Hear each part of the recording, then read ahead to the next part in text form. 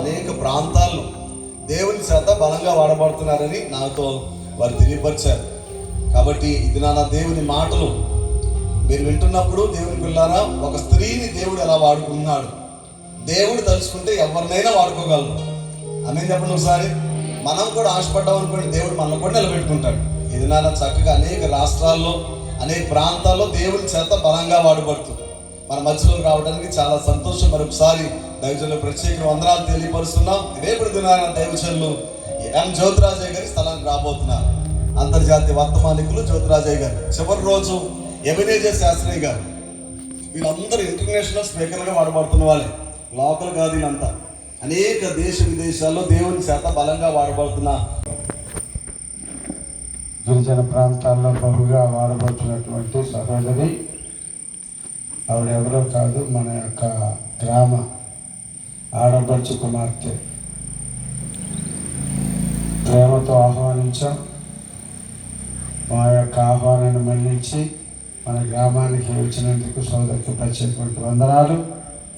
అదేవిధంగా మన మధ్యలో హైదరాబాద్ ప్రాంతం నుంచి ఈ లోకంలో ఉన్నటువంటి సహోదరులము, మన గ్రామంలో ఉన్నటువంటి సహోదరులు, గౌరవనీయులు శాంతకృష్ణ గారు కూడా మన మధ్యలో ఉంటే మనకి ఎంతో సంతోషకరం. వారు చిన్న సాక్ష్యం, ఒక 5 నిమిషాలు, ఒక పల్లవి చదువు కూడా పాడతానని దూర ప్రాంతం హైదరాబాద్ నుంచి గుడికి నిమిత్తం వచ్చి ప్రత్యేకంగా ఆహ్వానిస్తున్నాం. పరీక్షను గట్టిగా చప్పట్లు కొట్టి దేవుని నామమున పొందుతాం. నేను ఎవరినో చాలామందికి తెలియదు అనుకుంటున్నాను. ఇప్పుడు నాకు తెలిసిన వాళ్ళు ఒక 6 డజను, అంటే 6 కంటే ఎక్కువ కనిపించట్లేదు మరి నాకు.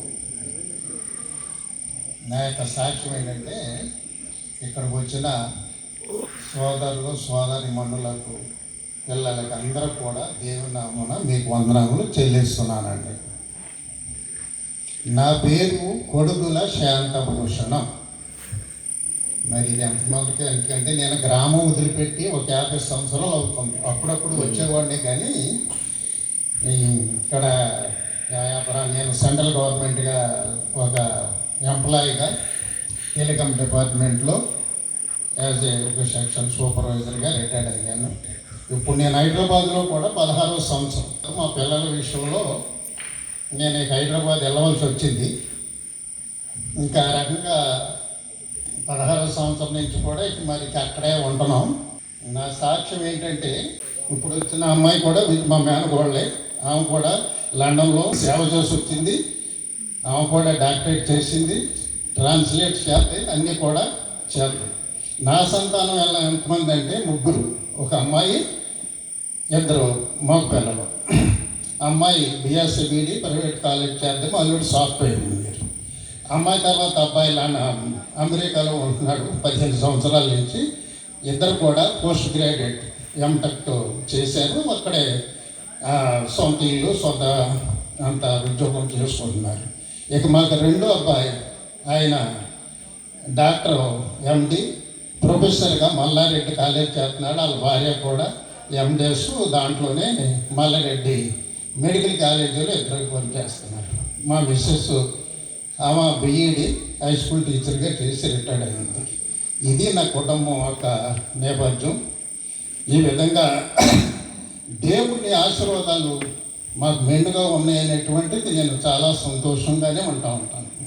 ఎందుకంటే ఈ గ్రామంలో అప్పుడు మాకు 12, 13, 14 సంవత్సరంలో ఘోరాతి ఘోరంగా ఉంది ఈ గ్రామం. ఎక్కడ చూసినా ఇటు ఒక సారా కొట్టుంటే అటు ఒక సారా కొట్టు. నాన్నగారి కొడుకు ఆయన పేరు పెట్టారు, శాంతమ్మ గారు. ఆమె మా నాయనమ్మ పేరు. ఆమె పేరేమో నాకు శాంతభూషణం అని పెట్టారు. అప్పుడు మిషనరీలు ఇక్కడికి వచ్చి ఇక్కడ స్కూల్ కడతాము, చెక్కి కడతాము, అయినా ఇప్పుడు చదివించడానికి ఇప్పుడు ఇక్కడ కాకుండా మచిలీపట్నం పంపిస్తాం, మీ పిల్లలు ఎవరైనా పంపిస్తారంటే గ్రామంలో ఎవరో పంపించలేదనేటువంటి వార్త ఇప్పుడు మాకు తెలిసి అది. అయితే మా తాతగారు మా పిల్లలు పంపిస్తారని మా పెద్ద మేనత్త గారు కృపమ్మ గారు, మా చిన్న మేనత్త గారు కరుణమ్మ గారు, మా పెద్దనాన్న గారు ఆంధ్రియ, మా నాన్నగారి పేరు సోలోమన్. అయితే మా పెద్దనాన్న గారిని కొంచెం వ్యవసాయం ఉండటంలో ఆయన్ని కొంచెం చదువు విషయంలో పంపలేదు, కానీ మా పెద్ద మేనత్తల్ని చదివిస్తాం, ఆ రోజుల్లో ఉద్యోగస్తులు టీచర్లుగా చేయటం, మా నాన్నగారిని కూడా హాస్టల్లో పెడితే ఈయన కొంతకాలంలో మళ్ళీ మధ్యలో వచ్చేయటం ఇలా జరిగింది.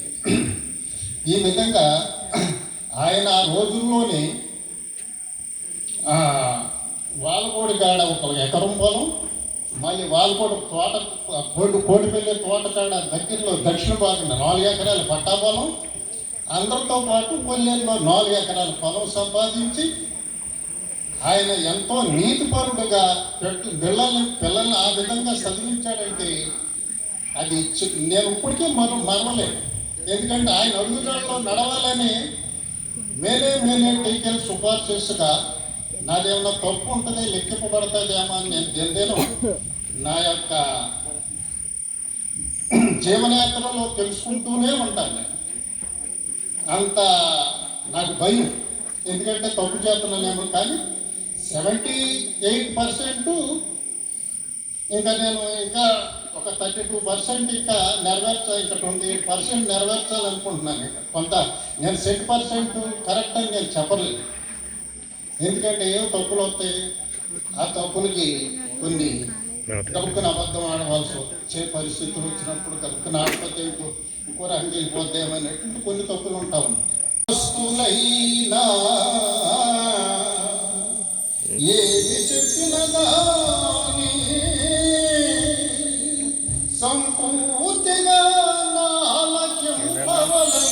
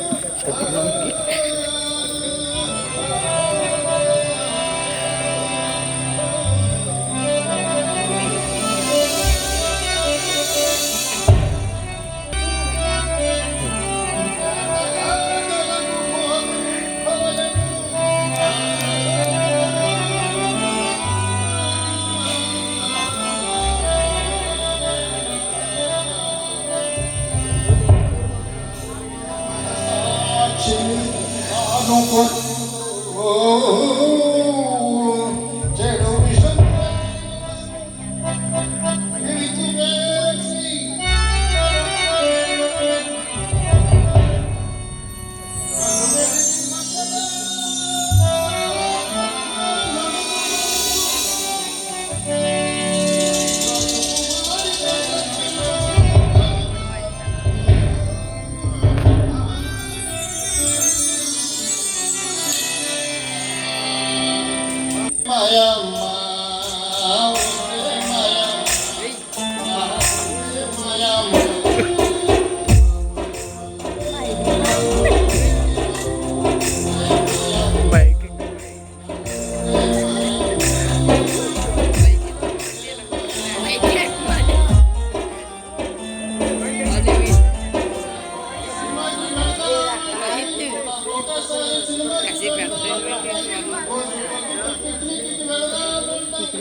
చెప్పండి మైక్ దగ్గర చెప్పండి, వెళ్ళు చెప్పు మైక్ దగ్గర madam.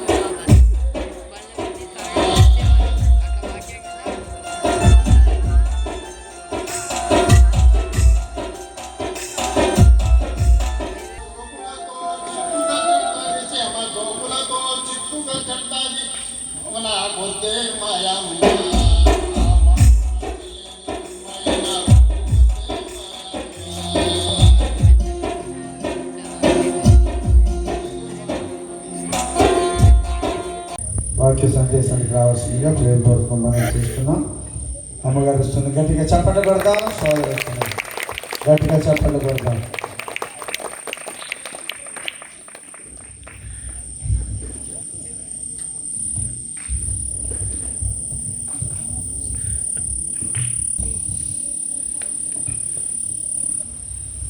Lord Yeshua Messiah, thank you so much for this wonderful opportunity.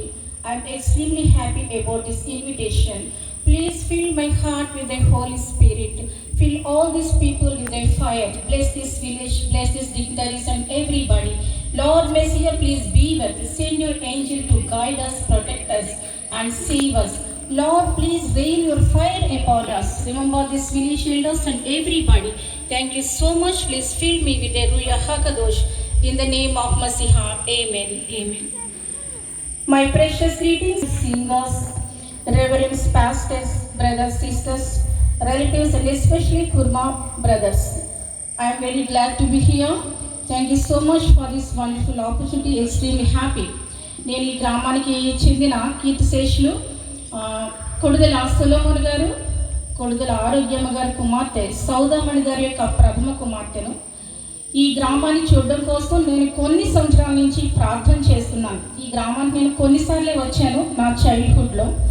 ఆ దేవుని దగ్గర చాలా దుఃఖపడుతూ ఈ గ్రామాన్ని చూడాలని నేను ప్రార్థన చేస్తుందని గాడ్ హర్కమ్ మై ప్రేయర్, మై లెమెంటేషన్స్. దేవుడు నా మూలుగులు ఆలకించాడు.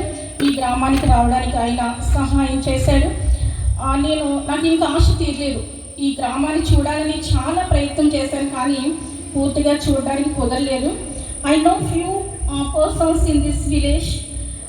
నాకు చెప్పారు ఏంటంటే, నీకు తెలిసిన వాళ్ళు అందరూ ఇక్కడ లేరు అని చెప్పారు. కొద్దిమంది ఉన్నారు అని చెప్పారు. మేము ట్రై చేసాం వెళ్ళడానికి ఈవినింగ్, కానీ ఆ ప్రక్క నుంచి కారు వెళ్ళలేదు, అది పట్టేసింది. వెనక్కి వచ్చేసాము. నేను ఈ గ్రామంలో సంత కూడా చూడాలని చాలా రోజుల నుంచి ప్రార్థన చేస్తున్నాను, కానీ దేవుడు ఇక్కడ వాక్యం చెప్పే అవకాశాన్ని నాకు ఇచ్చాడు. Thank you so much for this wonderful opportunity to Kurma brothers. I'm very glad really. నాకు ఈ గ్రామం అంటే చాలా ప్రేమ. మా అమ్మ ఈ గ్రామానికి చెందింది. నా సాక్ష్యం చాలా ఉంది. నేను సండే స్కూల్లో రక్షించబడ్డాను. నన్ను దేవునికి సమర్పించింది మా అమ్మ. వివాహం లేకుండా దేవునికి ఇచ్చేసింది నా తల్లి. She is so beautiful, spiritually beautiful also. She is a prayer warrior. తను లేదు ఈ లోకంలో, కానీ ఆవిడ ఒక భారాన్ని పెట్టింది. ఈ గ్రామాన్ని చూడగానే నాకు గతకాల స్మృతులన్నీ జ్ఞాపకానికి వచ్చినాయి. చాలా సంతోషం వేసింది, దుఃఖం కూడా వేసింది.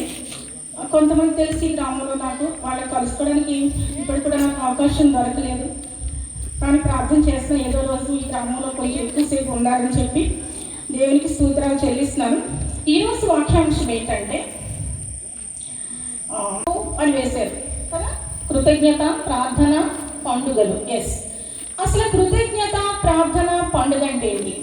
బైబిల్ గ్రంథంలో కృతజ్ఞత పండుగ అంటే ఏముంది? పాత నిబంధనలో కృతజ్ఞత పండుగ ఎలా చేశారు, యూదులు ఎలా చేశారు, ఇశ్రాయేలీలు ఎలా చేశారు అనేది ఉంది. ఆ పండుగ గురించి మీకు చెప్తాను. మనం కృతజ్ఞత అంటే ఈ పండుగ ఏంటంటే దేవునికి ఇచ్చే పండుగ, కానుకలు ఇచ్చే పండుగ, దేవునికి పంటలోంచి కానుక ఇచ్చే పండుగ. కృత అంటే చేయబడింది, జ్ఞత అంటే జ్ఞాపకార్థముగా. ఈ కృతజ్ఞత, దేవుడు నీకు ఎన్నో చేశాడు కదా మేలులు, సర్వశక్తుడు అన్యాయం చేయడం అసంభవం అని బైబిల్లో ఉంది. ప్రతి ఒక్కరికి ఉపకారాలు చేస్తాడు, నీకు కూడా. మరి నువ్వు దేవునికి ఏం చేస్తావు, దేవునికి ఏం చెల్లిస్తున్నావు? బైబిల్లో వస్తుంది, యూదులకు వస్తుంది పాత నిబంధన కాలంలో. ఆ పండుగలో ఏముందో విధానం అంతా మనం చూద్దాం. లేవీకాండం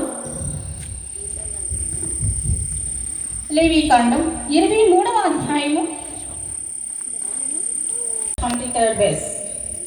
Adonai said to Moshe, tell the people of Israel, in the 7th month, the first of the month is to be for you a day of complete rest for remembering, a holy convocation, announced with blast and the shofar. Don't do any kind of ordinary work and bring an offering made by fire to Adonai. Adonai said to Moshe, the 10th of the day, this 7th month is Yom Kippur. You have a holy convocation, you are to daily use this, and you are to bring an offering made by fire to Adonai. You are not to do any kind of work on the day, because it is Yom Kippur, to make atonement for you before Adonai your God. Anyone who does not deny himself on that day is to be cut off from his people, and anyone who does any kind of work on that day, I will destroy from among these people. You are not to do any kind of work. It is a permanent regulation through all your generations, no matter where you live. It will be for your Shabbat of complete rest. And you have to daily use this. You have to rest and your Shabbat from evening, the 9th day of the month, until the following evening. ఇవన్నీ మీకు ఒక్కొక్కటి నేను వివరించి చెప్తాను. 7వ నెల ఎప్పుడు వస్తుందంటే సెప్టెంబర్ అక్టోబర్లో వస్తుంది. సెప్టెంబర్లో కొన్ని రోజులు, అక్టోబర్లో కొన్ని రోజులు, తిష్రీ నెల వస్తుంది. 7వ నెల అంటే అది. ఈ 7వ నెలలో ఏం చేయమన్నాడంటే మొదటి రోజు అని చెప్తున్నాడు, మీకు విశ్రాంతి దినం అన్నాడు. బైబిల్ ప్రకారం పాత నిబంధన కాలంలో విశ్రాంతి దినము శనివారం వస్తుంది. ఎప్పుడు వస్తుంది? శనివారం. ఆదివారం మొదటి రోజు, శనివారం రెండవ రోజు. యూదులకి పండుగలన్నీ కూడా శనివారం సాయంకాలం 3 గంటల నుంచి ప్రారంభమవుతాయి. హల్లెలూయా! అది వాళ్ళ విధానం అదే. రోజు రాత్రితో ప్రారంభం. ఈ రోజు ఏం రోజు? ఇప్పుడు రాత్రి శనివారం. వాళ్ళకి అర్థమవుతుందా? అంటే ఈ రాత్రితో రోజు ప్రారంభమవుతుంది. ఒక రాత్రి, ఒక పగలు, ఒక రోజు. మాకు అర్ధరాత్రి అవుతుంది 12 గంటలకి కాదు, ఒక పౌర్ణమి అమావాస్య లెక్క చూడాలి. బైబిల్ ప్రకారం అదే చెప్తుంది. ఇక్కడ చెప్తున్నాడు ఏమనంటే జ్ఞాపకార్థ శృంగధ్వని అని చెప్తున్నాడు. జ్ఞాపకార్థ శృంగధ్వని అంటే అర్థం ఏంటంటే షోఫర్ సౌండ్ అంటారు. షోఫర్ అంటే ఈ ఊర్లో పొట్టేళ్ళు ఉన్నాయా? మా తాత ఒకసారి మమ్మల్ని ఇక్కడ ఊర్లో సంతకు తీసుకెళ్ళారు. నాకు ఆ జ్ఞాపకాలు ఉన్నాయి. సంత చూడాలని చాలా ఆశగా ఉంది. అయితే సంతలో మేకపిల్లలు చూశాను, నేను గొర్రె పిల్లలు చూశాను. మరి ఇప్పుడు ఉన్నాయి లేదో నాకు తెలియదు. యూదులు పొట్టేలు పెడుతున్నారు. అంటే శనివారం సాయంకాలం ప్రారంభమయ్యి మళ్ళీ వచ్చే వారం శనివారం సాయంకాలం ముగిసిపోదు. అంటే ఆదివారం రాత్రి మనం చెప్పేది ముగిసిపోద్ది ఈ పండుగ. ఈ నెలలో వీళ్ళకి తిష్రీ నెలలో 3 పండుగలు ఉంటాయి. ఎన్ని పండుగలు ఉంటాయి? 3 పండుగలు ఉంటాయి. ఒకటి ఏంటంటే రోష్ హష్నా అంటారు, అంటే నూతన సంవత్సరం. మనకి నూతన సంవత్సరం ఎప్పుడు? అది మనది రోమా క్యాలెండర్ ప్రకారం చేస్తాం. బైబిల్ ప్రకారం ఎప్పుడు? ఏప్రిల్ నెల నీసాన్ నెలలో 1వ. అలాగే ఈ యొక్క సెప్టెంబర్ అక్టోబర్ రోజుల్లో 1 వస్తుంది. రోష్ హష్నా అంటారు, అదో పండుగ ఉంది ఈ నెలలో. యోమ్ కిప్పర్ పాపాలు ఒప్పుకోవడం కూడా పండుగే. సుక్కోత్ పర్ణశాల పండుగ. ఈ 3 పండుగలు కూడా వస్తూ ఉంటాయి. ఈ సుక్కోత్ అంటే అర్థం ఏంటంటే మనం చూస్తే ఇక్కడ స్పష్టంగా చెప్పాడు. 39వ వచనం చదవండి. సుక్కోత్ అంటే భూమి పంట. ఇప్పుడు నేను వచ్చేటికి వరి అంతా కోసేస్తుంది, పచ్చగా ఉండేది కదా, పచ్చగా ఉంటాయి వరి చేలు, పచ్చగా ఉంటాయి. మా చిన్నప్పుడు అట్లా మీద కంది చెట్లు వేసేవారు. కంది చెట్లు కాయలు ఉండేవి, పసుపు రంగు పోతుండేది. ఆ గట్లగా నడుచుకుంటే చాలా సంతోషంగా ఆ ఎక్స్పీరియన్స్ ఉండేది అనమాట. ఇప్పుడు అవన్నీ కోసేస్తారు. అవి చూస్తే బాగా అనిపించింది, పచ్చగా లేదే పొలం అని చెప్పేసి అది అలా కోసేస్తారు. ఇప్పుడు ఈ పండుగ కూడా అదే టైంలో చేస్తారనమాట. వీళ్ళు ఏం చేస్తారంటే భూమి పంట అంతా దేవుని సన్నిధిలో తెస్తారు. ఇలా మందిరంలోకి వాళ్ళు తెస్తారు. వీళ్ళు చిన్న చిన్న పర్ణశాలను కట్టుకుంటారు. పర్ణశాల అంటే ఎలా కట్టారో చెప్తాను. ఎందుకు కడతారు పర్ణశాల అంటే ఇక్కడే చెప్పాడు. ఏంటంటే 42 నేను ఐగుప్తు దేశంలో ఇశ్రాయేలు రప్పించినప్పుడు వారిని పర్ణశాలలో నివసింపజేసి నీ జనులు ఎరుగునట్టు 7 దినములు మీరు పర్ణశాలలో నివసించాలి. 7 రోజులు ఎందులో నివసించాలంట? పర్ణశాల. పర్ణశాల ఎలా కడతారో మీకు చెప్తాను. ఇది ఫెస్టివల్ ఆఫ్ బూత్స్ అని చెప్పేసి పండుగను అంటారు. 40 ఏళ్ళు ఇశ్రాయేలు పర్ణశాలలో ఉన్నారు. సీనా అడవి ఉన్నప్పుడు అలా చిన్న చిన్న టెంట్లా వేసుకుని, చిన్న చిన్న పర్ణశాలలు వేసుకుని, చిన్న చిన్న క్రిప్స్లా వేసుకుని వాళ్ళు నివసించారు. నీకు ఆ బతుకు జ్ఞాపకం రావాలి, ఆ బాధ జ్ఞాపకం రావాలి, నేను చేసిన మేలు జ్ఞాపకం రావాలి. ఒకప్పుడు నువ్వు గుడిసెలో ఉన్నావు, ఒకప్పుడు పూరి పాకలో ఉన్నావు, ఒకప్పుడు నువ్వు పర్ణశాలలో ఉన్నావు, చెట్ల ఆకలి వేసుకుని ఉండేవాడివి. అది నీకు జ్ఞాపకం రావాలి. మీరు కట్టని ఇల్లు మీకు ఇచ్చాను, తవ్వని బావులు ఇచ్చాను, నాటని చెట్లు ఇచ్చాను, నీకు మేలు చేశాను. ఐ బ్లెస్ యు అబండెంట్లీ, నేను చాలా దీవించాను. రిమెంబర్ దట్ బ్లెస్సింగ్స్ అని చెప్తున్నాడు. రిమెంబర్ దట్ బిటర్నెస్ ఆల్సో, దాన్ని కూడా జ్ఞాపకం చేసుకో. అందుకే give him praises to God అంటున్నాడు. దేవునికి నువ్వు స్తుతులు చెల్లించు అని చెప్తున్నాడు. ఆశీర్వదించండి, దీవించండి. ఇక్కడ మ్యూజిక్ ప్లే చేసిన వారిని మీరు ఆశీర్వదించండి. ప్రార్థన చేసిన వారిని, పాటలు పాడే వారిని జ్ఞాపకం చేసుకోండి. ఈ పెదలింగపాడు, చిలింగపాడు గ్రామాలన్నీ కూడా మీరు దీవించండి. ఇవి మా పూర్వీకుల గ్రామాలు, మా పూర్వీకులు నడయాడిన నేలలు, మా పితరులు జీవించిన ఈ యొక్క నేలని ప్రభువా నాయన నాకు ఇక్కడికి వచ్చే మహద్భాగ్యాన్ని కలుగజేసే వందనాలు. ఎన్నో సంవత్సరాలను ఏడుస్తూ ప్రార్థన చేసేదాన్ని తండ్రి. ఈ భూమిని చూడాలని, నేలను చూడాలని, ఈ మనిషిని కలుసుకోవాలని అనుకునేదాన్ని. కానీ ప్రభువా ఇదిగో నేను ఇప్పుడు కలుసుకోలేకపోయినా మరలానుగా తండ్రి ఈ ప్రాంతం రావడానికి సహాయం చేస్తావు నేను నమ్ముచున్నాను, బలంగా విశ్వసిస్తూ ఉన్నాను తండ్రి. మరి మా అమ్మ ఆరోగ్యం, మా అమ్మ సోదరులు అందరి ప్రాంతాల్లో నివసించారు తండ్రి నాయన. ఈ భూమి దీవెనకరమైన భూమి, మనుషులు మంచివారు తండ్రి. మా అమ్మకి రాజమండ్రిలో ఎంతో మహాపతివ్రతం పేరు తండ్రి ప్రభువా నాయన.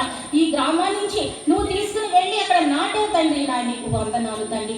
ఈ మీటింగ్స్ మీరు దీవించి ఆశీర్వదించి, అలాగే మా మేనమామ శాంతకృష్ణ గారిని, వారి కుటుంబాన్ని కూడా మీరు ఆశ్రయించి దీవించి, మరి నాతో వచ్చిన కుటుంబాన్ని కూడా జ్ఞాపకం చేస్తారు. మరి దీని మీద సదాకాలం నీ కనులు ఉంచి ఈ పంట భూముల్ని, పశువుల్ని, మనుషుల్ని దీవించి ఆశ్రయించి తుదక మహావృద్ధి పొందేలా చేయమని మా ప్రభువును ప్రియకుమారుడు యేసు మెస్సీ నామములో వేడుకొంచున్నాం తండ్రి. విజయనారాయణ గారికి ప్రత్యేకమైన వందనాలు. తక్కువ సమయంలో ఎక్కువ అర్థాలతో కూడినటువంటి మాటలు ఎప్పుడు విన్నటువంటి కృతజ్ఞత, ప్రతి విషయమునందు దేవునికి కృతజ్ఞత. వచ్చి చక్కటి వాక్యం అందించినటువంటి సోదరికి ప్రత్యేకమైన వందనాలు. దయచేసి అందరూ ఒకసారి లేచి నిలబడదాం. ఆలయంలో ప్రవేశించండి అందరూ, స్వాగతం సుస్వాగతం యేసు నామంలో.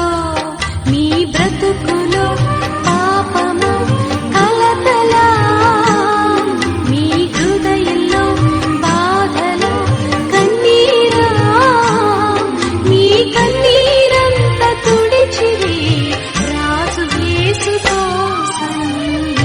ఆలయంలో ప్రవేశించండి అందరూ, స్వాగతం సుస్వాగతం యేసు నామం. ఆలయంలో ప్రవేశించండి అందరూ, స్వాగతం సుస్వాగతం యేసు నామంలో.